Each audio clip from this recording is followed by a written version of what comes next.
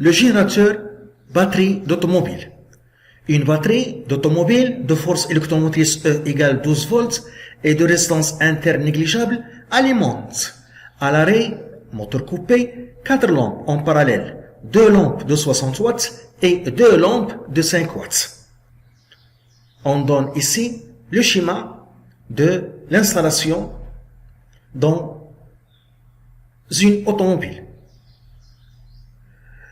On a ici la batterie qui alimente le circuit, le démarreur et les lampes. On a dit moteur coupé, donc le démarreur ne fonctionne pas, uniquement les lampes qui fonctionnent. 1. Déterminer l'intensité du courant qui traverse chaque lampe et celle du courant qui traverse la batterie. 2. Préciser le rôle de fusible. Parmi les fusibles suivants, lequel faut-il choisir? F1 d'intensité de fusion 5 ampères, F2 le fusible F2 d'intensité de fusion 8 ampères, le fusible F3 d'intensité de fusion 12 ampères, le fusible F4 d'intensité de fusion 20 ampères. Le fusible protège le circuit ou bien l'installation contre un court-circuit qui peut provoquer l'incendie. Il peut se produire un court-circuit, c'est-à-dire que le courant électrique ne traverse pas les lampes et traverse un fil. Donc, les bornes de la batterie sont reliées par un fil. Lorsqu'il se produit un court-circuit, les bornes de la batterie sont reliées par un fil. Et l'intensité dans un court-circuit est très intense, est très grande. Elle échauffe énormément les fils et peut provoquer l'incendie. Pour éviter ce problème, on utilise le fusible. Lorsque l'intensité devient très intense, le fusible fond et coupe le circuit. Par exemple, un fusible d'intensité 5 ampères de fusion signifie que lorsque ce fusible est traversé par un courant de 5 ampères, le fusible fond et coupe le circuit. 3. La quantité d'électricité totale que peut délivrer la batterie est 60 ampères-heure. 3.1. Convertir cette valeur en coulombs. Et on a 1 ampère-heure égale 3600 coulombs. 3.2. Le conducteur oublie d'éteindre les lampes. Au bout de combien de temps la batterie sera-t-elle totalement déchargée? 4. Au démarrage, le démarreur nécessite un courant d'intensité Emax égale 590 ampères pendant delta T 5 secondes. Calculez 4.1 la puissance consommée par le démarreur. 4.2 la quantité d'électricité ayant circulé au cours du démarrage. Pour la question 3.2, on a dit le conducteur oublie d'éteindre les lampes. Au bout de combien de temps la batterie sera-t-elle totalement déchargée? On va calculer cette durée et lorsque le conducteur arrive après une durée supérieure à la durée qu'on va calculer à la durée de décharge de la batterie, le conducteur ne peut pas démarrer. 1. L'intensité du courant qui traverse chaque lampe. L'intensité du courant qui traverse chaque lampe.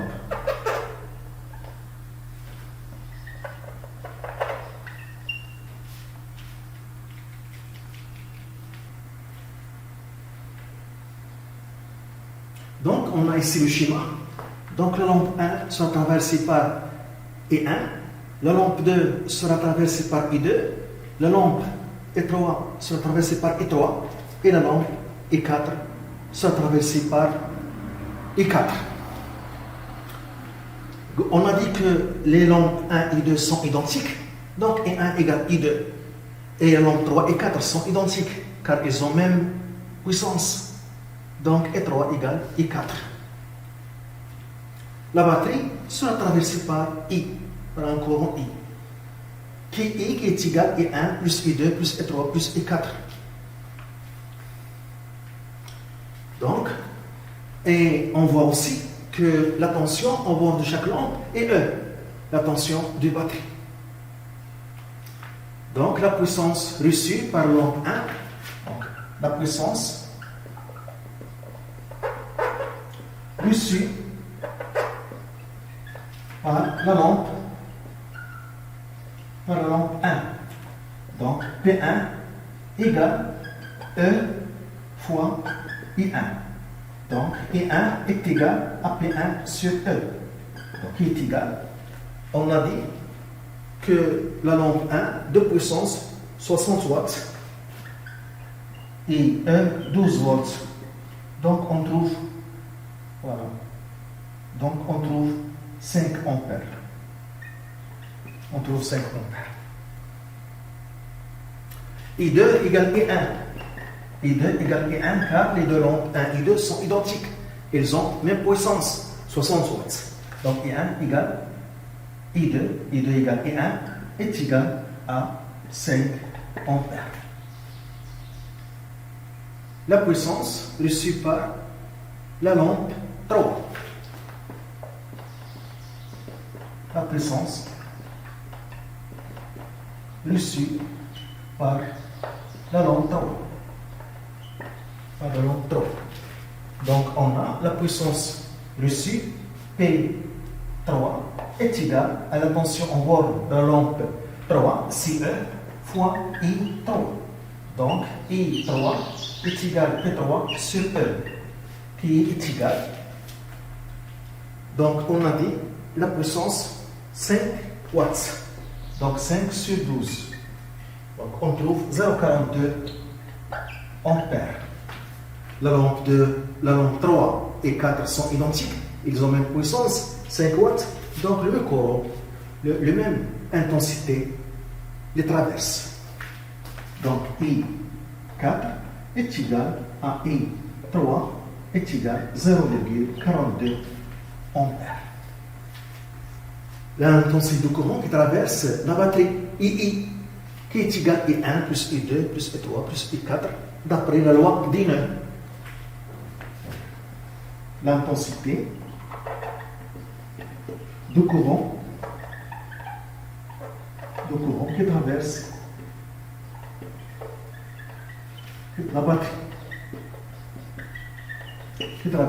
la batterie. Donc, CI est égal à I1 plus I2 plus I3 plus I4 d'après la loi d'Inner. Donc, I est égal à 5 plus 0,42 plus 0,42. Donc, on trouve ici 10, ici 0,84, donc 10,84 ampères.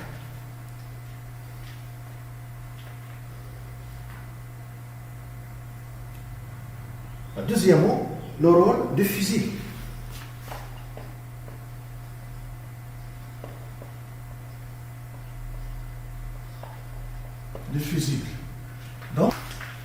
Donc, il protège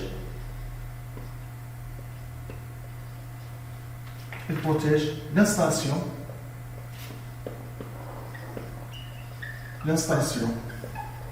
contre un court-circuit,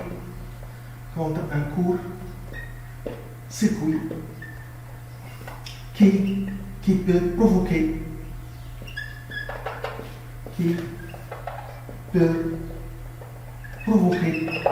un incendie.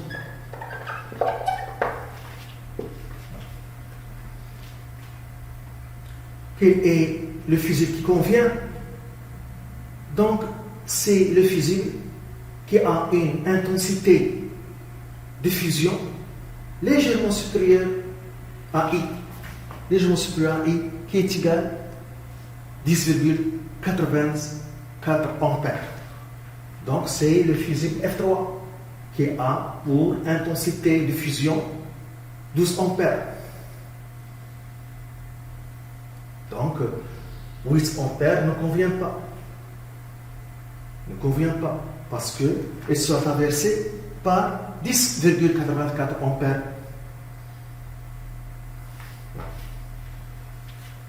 Donc, le fusible qui convient, le fusible qui convient est F3 qui a pour intensité de fusion 12 ampères. Car l'intensité de fusion qui est 12 ampères est légèrement supérieure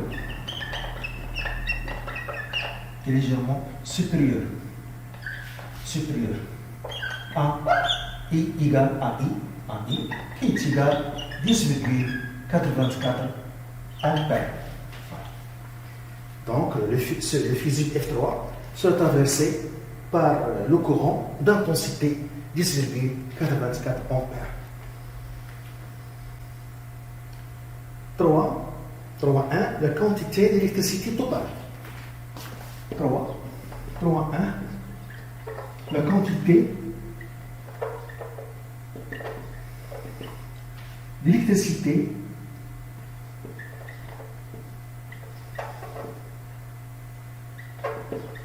totale de la batterie. Donc, on a Q égale 60 ampères heure. Donc, on veut la convertir en coulomb. Donc, 1 ampère heure est égal à 3600 coulombs. Donc, Q en coulomb, 60 fois 3600. Donc, on trouve 2,16 fois 10 au 5 coulombs. C'est la quantité d'électricité totale de la batterie, appelée aussi la capacité de la batterie. C'est la capacité de la batterie. C'est la capacité de la batterie.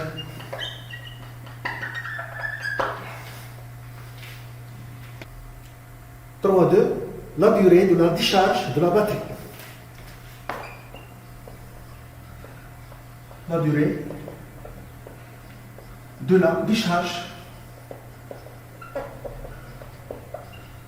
de la batterie. Donc, on a la relation, on a I est égal à Q sur delta T. Donc, delta T, d'après la définition d'un courant continu, l'intensité d'un courant continu. Donc, Q est la quantité d'électricité qui traverse la section de fil pendant delta T. Donc, delta T est égal à Q sur I. Donc, delta T égale. Donc, Q 2,16 fois 10 au 5 en coulomb sur I 10,84. Donc, delta T égale, voilà, 19 926,2 secondes. On doit la convertir en heure en divisant par 3600. On va trouver 5,54 heures. Donc, il y a 5 heures, il y a 5 heures, et 0,5 et 0,54 heures sera converti en minutes, fois 60. 0,54 fois 60 en minutes. Donc, on va trouver 32 minutes. On va trouver 32 minutes. Donc, 0, minute sera converti en secondes. Donc 0,1 minute fois 60. On trouve 6 secondes. C'est la durée de la décharge de la batterie. Si par exemple le conducteur arrive après 6 heures, il ne peut pas démarrer. Quatrièmement, la puissance consommée par le démarreur maintenant. Quatrièmement, la puissance consommée par le démarreur.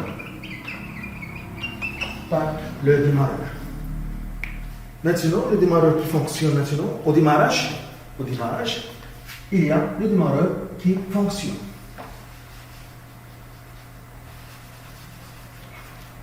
Donc, ici on a donc le démarreur, un petit moteur, c'est un petit moteur, Voilà. Donc ici on a Imax au démarrage, on a une intensité maximale au démarrage, parce que le démarrage incite une grande puissance. Voilà, le moteur, petit moteur, voilà, le démarreur, il est constitué d'un petit moteur et d'autres choses. Et au bord de démarreur, et il est traversé par Imax, qui est donné ici 590 ampères au démarrage, pour que le moteur fonctionne. Donc, la puissance consommée par le démarreur P est égale à E fois Imax. Donc, P est égal. Donc, 12 volts, la force électromotrice, 590. Donc, on trouve 7080 watts.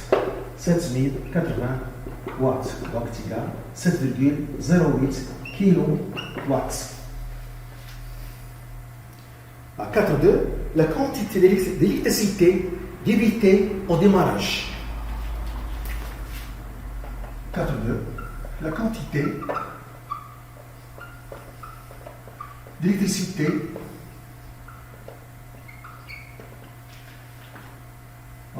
mise en jeu au démarrage.